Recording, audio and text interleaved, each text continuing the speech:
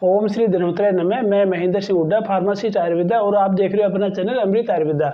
आज इस वीडियो के अंदर हम मूसली के बारे में चर्चा करेंगे। मूसली आमतौर पर 3 प्रकार की बताई गई है: काली मूसली, सफ़ेद मूसली और लाल मूसली। लाल मूसली को साली मूसली भी कहते हैं, पर उपयोगिता के आधार पर और अवेलेबिलिटी के आधार पर लाल मूसली जो है, साली मूसली बहुत ही कम उपयोग में की जाती है।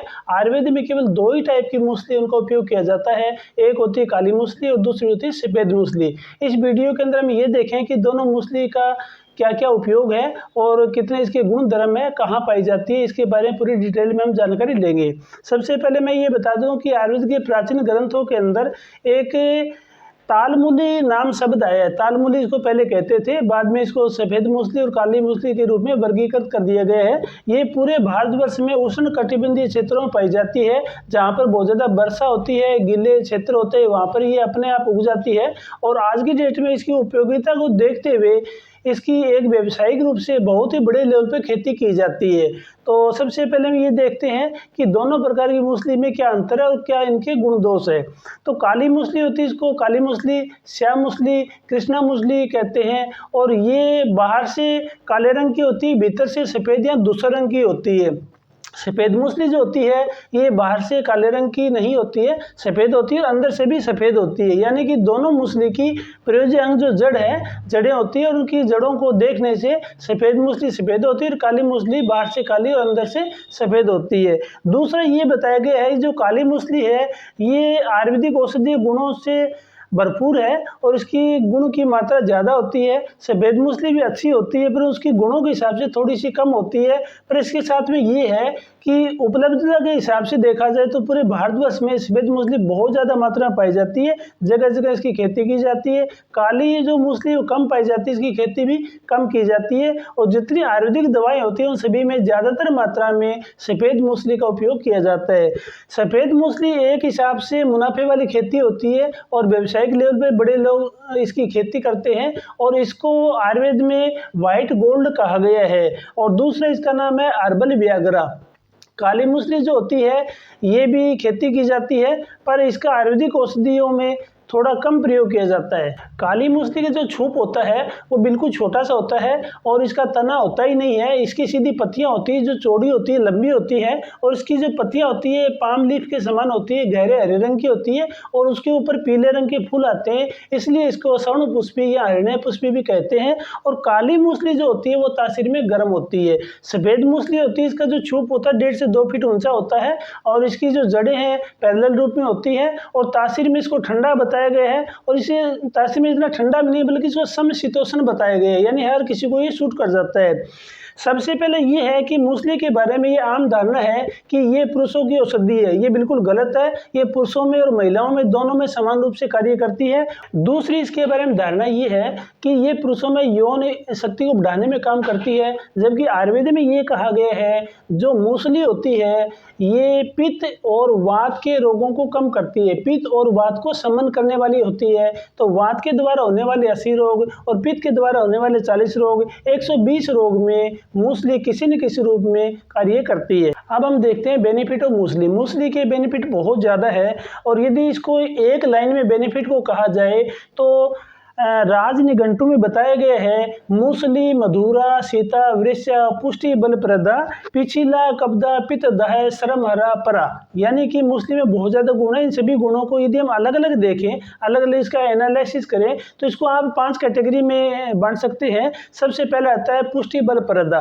पुष्टि बल प्रदा यानी कि ये हमारे को रसायन के रूप में काम करती है, ताकत को बढ़ाने वाली होती है। जो बच्चे जिम करते हैं, फिजिकली फिटनेस के लिए काम करते हैं, उन सभी को जो नेचुरल रूप से हार्मोन लेते हैं, क्रेटिनिन लेते हैं, उसकी जगह मूसली लेना चाहिए, क्योंकि जो नेचुरल रूप से जो ये चीज़ होती है ये बहुत अच्छा कार्य करती है। और जो हार्मोन वगैरह लेते हैं, दूसरी दवाइयाँ लेते हैं, इंजेक्शन लेते हैं, उन सभी में कहीं ना कहीं किसी न किसी रूप में लीवर में, किडनी में इफेक्ट डलता है। तो मूसली यदि लिए जाए तो ये निरापद औषधि है और ये ताकत को बढ़ाने में, वाजीकरण में बहुत अच्छा कार्य करती है। दूसरा मूसली का जो बेनिफिट है वो है शुक्र धातु वर्धिकर। ये शुक्र धातु की वृद्धि करती है, यानी हमारे शरीर की रस, रक्त, मांस, मेद, अस्थि, मज्जा, शुक्र सभी धातुओं को उत्तरोत्तर रूप से ये वर्धन करती है और शुक्र धातु को हष्ट-पुष्ट रखने में अच्छा कार्य करती है। ये कामेच्छा में कमी हो, ईडी हो, लिपिडो हो, शुक्राणुओं की कमी हो और नेचुरल रूप से यदि टेस्टोस्टेरोन का लेवल बढ़ाना हो, उस सभी में बहुत अच्छा कार्य करती है। ये गुणों का खजाना है।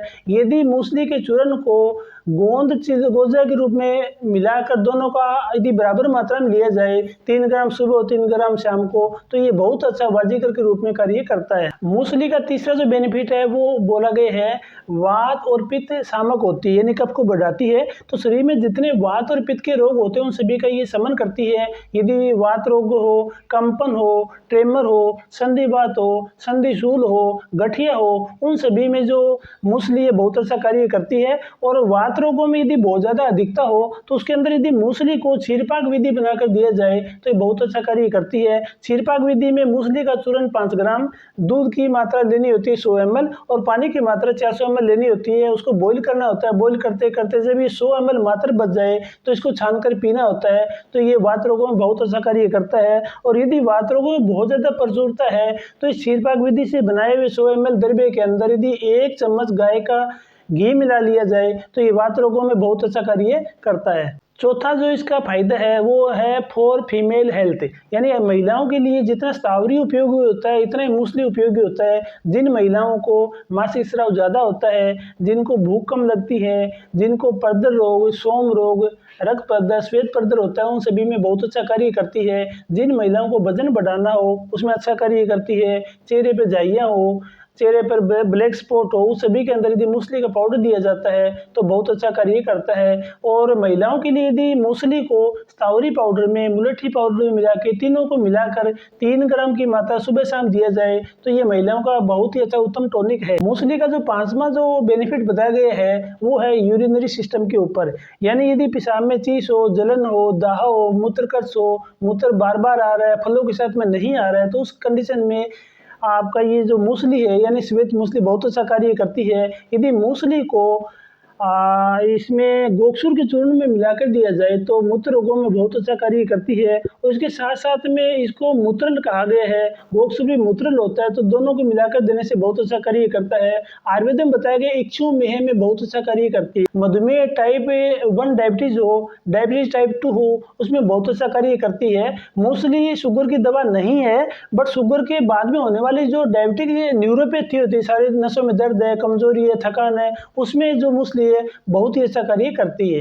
अगला जो इसका पॉइंट आता है वो है कि इसकी सेवन विधि और मात्रा, यानी इसकी कितनी मात्रा ली जाए, किसके साथ लिया जाए, कैसे लिया जाए। तो इसके अंदर ये बताया गया है कि मूसली चूर्ण जो है आधा चम्मच सुबह, आधा चम्मच शाम, यानी कि 2.5 से 3 ग्राम सुबह शाम 2 बार लेना चाहिए। और यदि एक बार लेना चाहते हो तो केवल 1 चम्मच 5 ग्राम सोते टाइम गर्म दूध में लेना चाहिए। अब इसके बाद हम ये देखते हैं कि मूसली के सेवन काल में जब हम मूसली का सेवन कर रहे हैं उस दौरान क्या क्या सावधानी रखनी चाहिए, किन लोगों को ये नहीं लेना चाहिए और क्या इसके कोई साइड इफेक्ट भी है। सबसे पहले ये बताया गया है कि मूसली है ये कफवर्धक होती है, कफ को बढ़ाती है। जो लोग मोटे होते हैं, स्थूल होते हैं, जिनमें कफ की मात्रा ज़्यादा होती है, उन लोगों को मूसली के सेवन कम करना चाहिए या नहीं करना चाहिए। और यदि इनको लेना भी है तो जैसे कि मूसली एक ठंडी तासीर की औषधि होती है तो इसको गर्म औषधि के साथ मिला के, यानी कि आप मूसली अश्वगंधा मिला के ले सकते हो, वो थोड़ा ठीक काम करता है। दूसरा ये बताया गया है कि जो मूसली होती है ये शुगर की मात्रा को कम करती है। तो जिन लोगों में शुगर है ले सकते हैं, जिनमें शुगर नॉर्मल है ले सकते हैं, बट जिनमें शुगर की मात्रा कम है, जिसमें शुगर काफ़ी कम है, उन लोगों को नहीं लेना चाहिए, क्योंकि मूसली है शुगर की मात्रा को कम कर देती है। अगला जो पॉइंट ये है कि मूसली की सेवन विधि में बताया गया है कि मूसली को लगातार आप 7 वीक तक यानी 42 डेज तक उपयोग कर सकते हो। इसके बाद में इसका गैप दे देना चाहिए और फिर आप इसको दोबारा शुरू कर सकते हो।